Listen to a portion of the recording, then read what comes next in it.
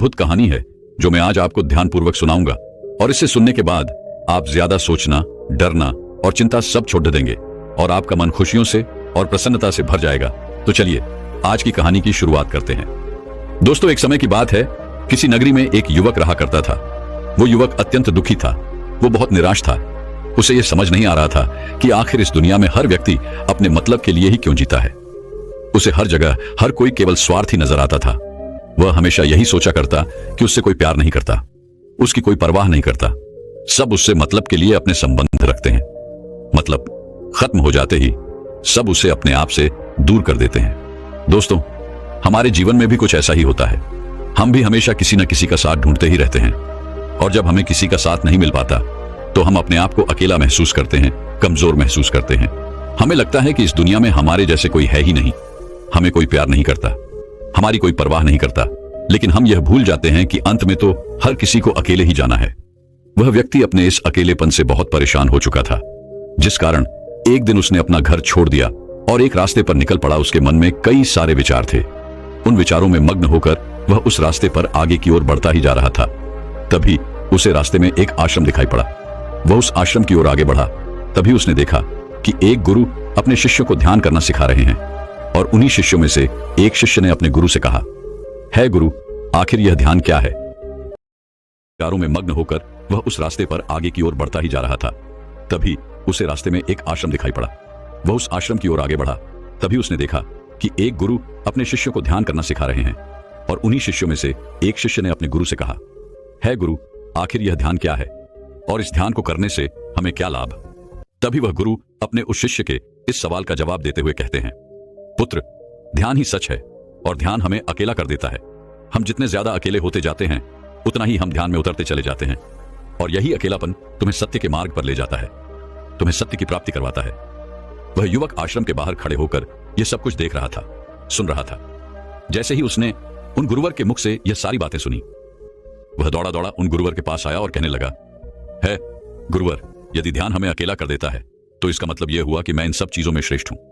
आप तो ध्यान का सहारा लेकर अकेले होते हैं, लेकिन मैं तो ऐसे ही अकेला हूं।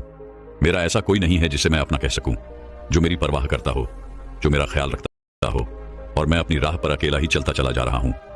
उस व्यक्ति की ये सारी बातें सुनकर उन गुरुवर ने उस व्यक्ति को ध्यानपूर्वक देखा, और उसके बाद उससे कहते हैं, भंते, अगर तुम अकेले हो तो तुम्हारे पीछे तुम्हारा पूरा परिवार, तुम्हारे मित्र, तुम्हारे शत्रु, तुम्हारे सगे संबंधी, इन सब को लेकर तुम कहां जा रहे हो?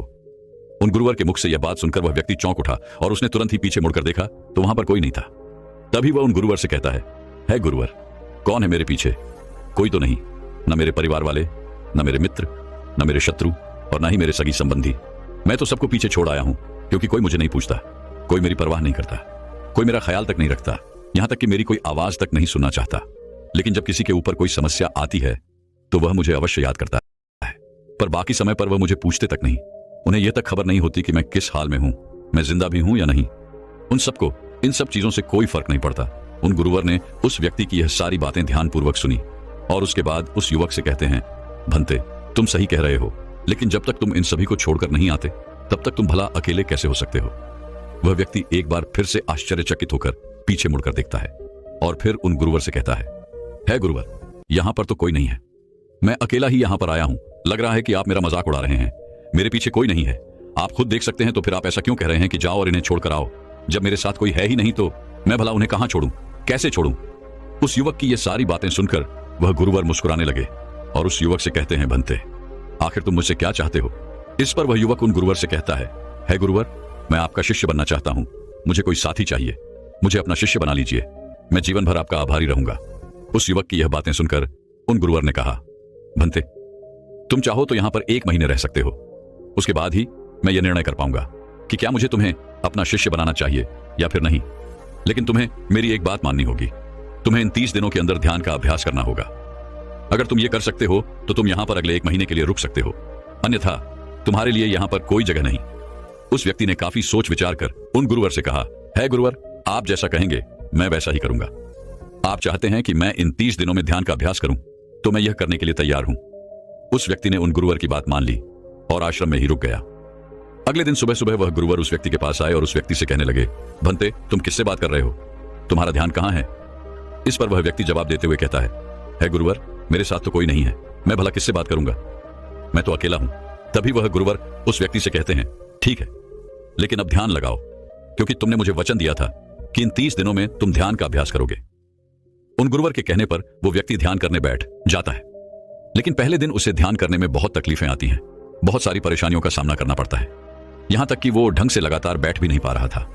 उसके पैर मानो सुन्न से हो जाते और उसका पैर मानो काम करना ही बंद कर देता। ये सारी बातें वह गुरुवर देख रहे थे। तभी उन गुरुवर ने उस व्यक्ति से कहा, बनते, तुम जितना देर चाहो उतना देर बैठ सकते हो, यह ऐसा कोई जरूरी नहीं है कि तुम एकाएक लगातार बैठे ही रहो। यदि तुम्हें थोड़ी तकलीफ है तो तुम उठ सकते हो, टहल सकते हो और फिर आकर बैठ सकते हो।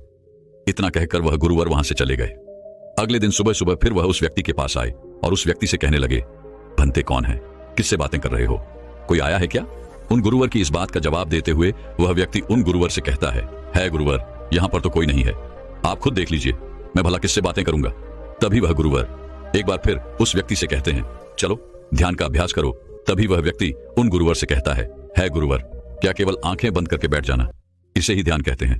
अगर इसे ही ध्यान कहते हैं तो यह तो बड़ा ही आसान है और इसे तो कोई भी कर सकता है, केवल आंखें बंद करके बैठना ही तो है। इसका जवाब देते हुए वह गुरुवर उस व्यक्ति से कहते हैं, भंते केवल आंखें बंद करके बैठ जाना इसे ध्यान नहीं कहते। ध्यान करने के लिए तुम्हें अपने मन को एकाग्र करना होगा, अपने मन को किसी एक चीज पर लगाना होगा। वह कोई भी चीज हो सकती है, बाहर की कोई आवाज या तुम्हारे भीतर से आने वाली ये सांसें, इन सांसों के अंदर और बाहर होने की आवाज। तुम ऐसी किसी भी चीज पर ध्यान लगा सकते हो जो लगातार वर्तमान समय में घट रही है, ताकि तुम्हारा पूरा ध्यान उस चीज पर एकाग्र हो और तुम्हारा ध्यान कहीं भी भटके नहीं, जिस कारण तुम उस पर ध्यान लगा पाओगे। और एक बात और याद रखना, जब तुम उस चीज पर ध्यान लगाओगे तो तुम्हारा ध्यान हटना नहीं चाहिए। इतना कहकर वह गुरुवर वहां से चले गए। अगले दिन जब वह सुबह सुबह एक बार फिर उस व्यक्ति से मिलने आए तो उन्होंने एक बार फिर उस व्यक्ति से कहा, भंते आज कौन आया है, किससे बातें कर रहे हो? बड़ी जोर जोर से आवाज आ रही है, तुम यहां पर खुद शांति पाने आए हो या फिर दूसरों को अशांत करने के लिए? वह व्यक्ति उन गुरुवर से कहता है गुरुवर, पर यहां पर तो कोई है ही नहीं, तो मैं भला किससे बात करूंगा? यहां तक कि अभी तक मेरे मुख से एक शब्द तक नहीं निकला है, तो फिर आपको कैसे जोर जोर की आवाजें कहां से आ रही हैं? और जब मैंने एक शब्द भी नहीं बोला तो मैं भला दूसरों के लिए अशांति का कारण कैसे बन सकता हूं? तभी वह गुरुवर उस व्यक्ति से कहते हैं, ठीक है, चलो ध्यान का अभ्यास करो। तभी वह व्यक्ति उन गुरुवर से कहता है गुरुवर, मेरा एक प्रश्न है, क्या मैं आपसे पूछ सकता हूं? तभी वह गुरुवर उस व्यक्ति से कहते हैं, पूछो, तुम्हें क्या पूछना है? तभी वह व्यक्ति उन गुरुवर से कहता है गुरुवर, आप कहते हैं किसी भी एक चीज पर ध्यान लगाओ जो वर्तमान समय में घट रही हो, उस पर अपना पूरा ध्यान लगा दो। लेकिन जब मैं अपनी सांसों पर या फिर किसी ऐसी चीज पर ध्यान लगाने का प्रयास करता हूं जो लगातार घट रही है, तो मेरा ध्यान लगातार नहीं रह जाता, मैं पल पल भटकता रहता हूं। कभी मुझे कुछ याद आने लगता है तो कभी मुझे कुछ और याद आने लगता है। वो पुरानी चीजें, वो पुरानी यादें मेरा पीछा नहीं छोड़ती। आपके कल यहां से चले जाने के बाद मैंने ध्यान करने के लिए बहुत प्रयास किया, लेकिन वह पुरानी यादें बार बार मुझे याद आ रही थी, जिस कारण मैं एक चीज पर ध्यान लगा ही नहीं सका। तो अब मुझे क्या करना चाहिए? उस व्यक्ति की यह सारी बातें सुनकर वह गुरु मुस्कुराने लगे और वहां से चले गए। उन गुरुवर की हंसने की वजह उस व्यक्ति को समझ नहीं आई। अगले दिन सुबह सुबह एक बार फिर वह गुरुवर उस व्यक्ति के पास पहुंचे और कहा, भंते ये तुम क्या कर रहे हो? इतना आलस, चारों ओर आलस ही आलस फैला हुआ है, अपने पास से आलस को भगाओ, अन्यथा यह तुम पर हावी हो जाएगा और फिर तुम हमेशा इसके अधीन बनकर रहोगे। तभी वह व्यक्ति गुरुवर से कहता है गुरुवर, आप तो रोज एक ही बात कहते हैं कि यहां पर कोई है, लेकिन मुझे तो कोई नजर आता ही नहीं, आप ही बताइए यहां पर कौन है? तभी वह गुरु वह उस व्यक्ति से कहते हैं, ठीक है, चलो अभ्यास के लिए चलते हैं। तभी वह व्यक्ति उन गुरुवर से कहता है गुरुवर, मेरा एक प्रश्न है, आपकी आज्ञा हो तो मैं आपसे पूछना चाहता हूं। है गुरुवर उस व्यक्ति से कहते हैं, हाँ पूछो, क्या प्रश्न है तुम्हारा? तभी वह व्यक्ति उन गुरुवर से कहता है गुरुवर, आपकी कृपा से अब मैं पहले से बेहतर तरीके से ध्यान कर पा रहा हूं, लेकिन अभी भी मुझे एक समस्या आ रही है, और वह यह है कि जब भी मैं अपनी सांसों पर ध्यान देता हूं तो मेरा मन एकाग्र तो होता है और मैं पहले से ज्यादा और अच्छी तरह से ध्यान भी लगा पाता हूं, लेकिन ध्यान लगाते लगाते मुझे नींद आने लगती है और मैं सो जाता हूं। फिर उसके बाद मुझसे ध्यान नहीं हो पाता, उसके बाद केवल बस मुझे नींद ही नींद आती रहती है और मैं ध्यान की तरफ फिर अपने आप को मोड़ नहीं पाता। उस व्यक्ति की यह बात सुनकर वह गुरुवर उस व्यक्ति से कहते हैं, यह तो अच्छी बात है। इतना कहकर वह वहां से चले जाते हैं। 5वें दिन जब सुबह सुबह वह गुरुवर उस व्यक्ति के पास पहुंचते हैं तो वे कहते हैं, भंते तुमने इतने लोगों को क्यों बुला रखा है? इतने सारे लोग तुम्हें ध्यान नहीं करने देंगे, तुमने इतने सारे लोगों को क्यों बुलाया है? इन्हें यहां से जल्दी भेजो, मुझे यह बिल्कुल नहीं पसंद। तुम तो यहां पर अकेले आए थे जैसा कि तुमने कहा, तो फिर इतने सारे लोगों को तुमने आज क्यों बुला रखे जो देख पा रही हैं? वह मैं नहीं देख पा रहा हूं, मुझे तो यहां पर कोई नजर नहीं आता। फिर आपको कैसे?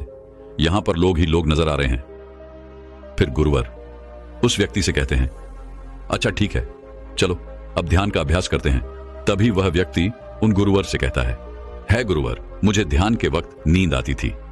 जैसा कि मैंने आपको बताया था, उस पर तो मैंने नियंत्रण पा लिया, लेकिन अब जब भी मैं ध्यान करने बैठता हूं, किसी एक चीज पर अपना ध्यान केंद्रित करता हूं, तो मेरे मन में विचारों का सैलाब होता है, मानो विचारों की बाढ़ सी आ जाती है। इतने विचार तो आंख खोलकर भी मैंने कभी नहीं देखे होंगे, जितने की आंखें बंद करने के बाद मुझे नजर आते हैं।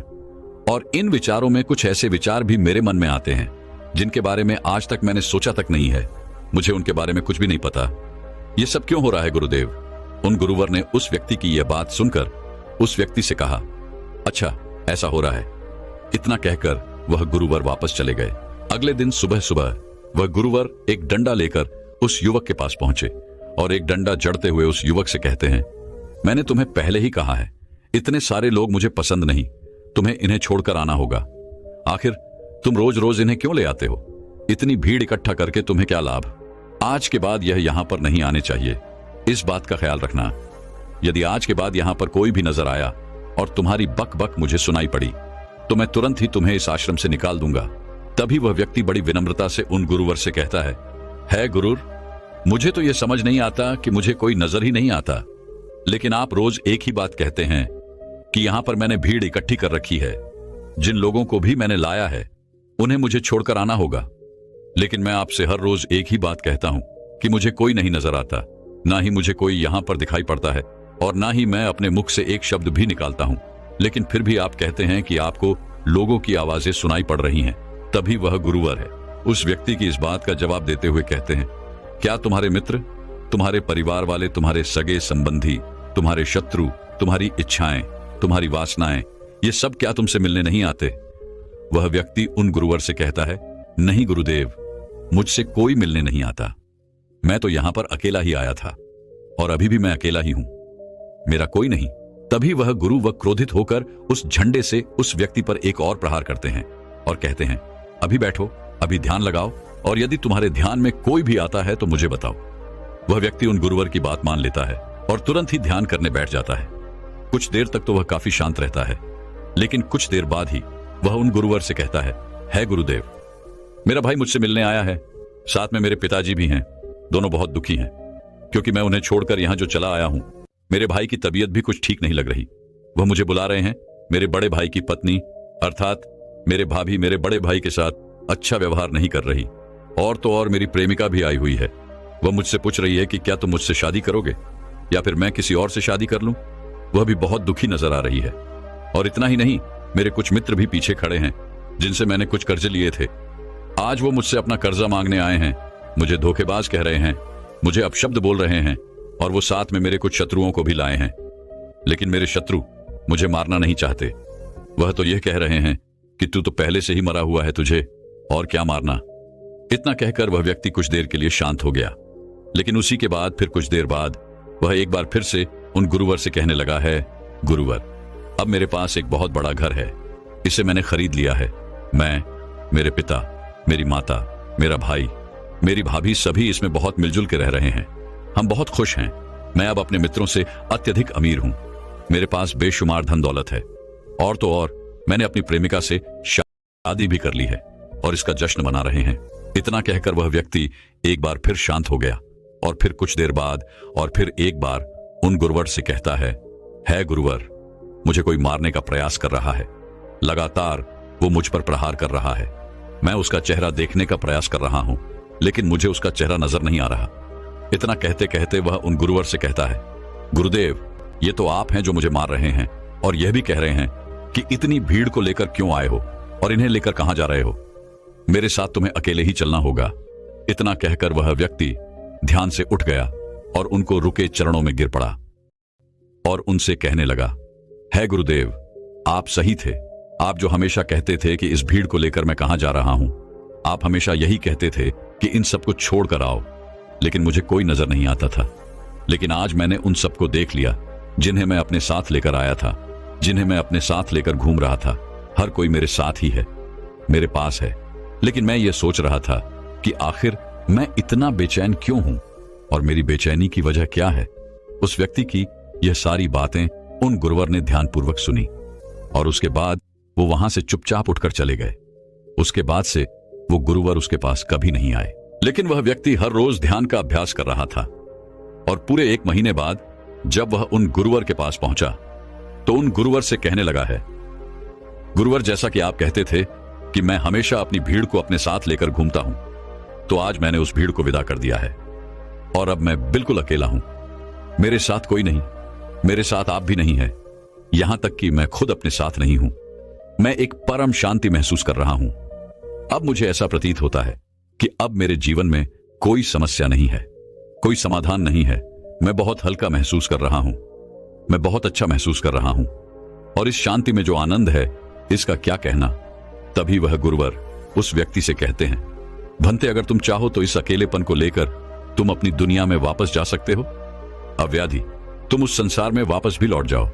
भले ही लोग तुम्हारे आसपास क्यों ना रहे, भले ही पूरी भीड़ तुम्हारे साथ क्यों ना रहे, लेकिन फिर भी तुम अकेले ही रहोगे। फिर चाहे वह तुम्हारे रिश्तेदार हो, सगे संबंधी हो, परिवार वाले हो, तुम्हारे मित्र, तुम्हारे शत्रु, तुम्हारी भावनाएं या फिर तुम्हारी प्रेमिका, इन सब के साथ रहकर भी तुम पूर्ण रूप से अकेले ही रहोगे। और इतना ही नहीं, तुम्हारे जीवन में जब भी कोई बुरी परिस्थितियां आएंगी तब भी तुम बिल्कुल अकेले और शांत रहोगे और तुम हर परिस्थितियों का समाधान निकालने में भी अब पूरी तरह सक्षम हो चुके हो। और यदि अब तुम चाहो तो मैं तुम्हें अपना शिष्य बना सकता हूं, क्योंकि हो सकता है तुम्हें यह लग रहा हो कि यह 30 दिन तो पूरे खत्म हो चुके, लेकिन ध्यान का मार्ग अभी शुरू हुआ है। और याद रहे कि अभी तो बहुत कुछ सीखना है, जानना है, लेकिन कुछ रखना नहीं है। यह मार्ग अभी शुरू हो रहा है और यह मार्ग अति लंबा है और इस मार्ग की शुरुआत शांति से ही होती है।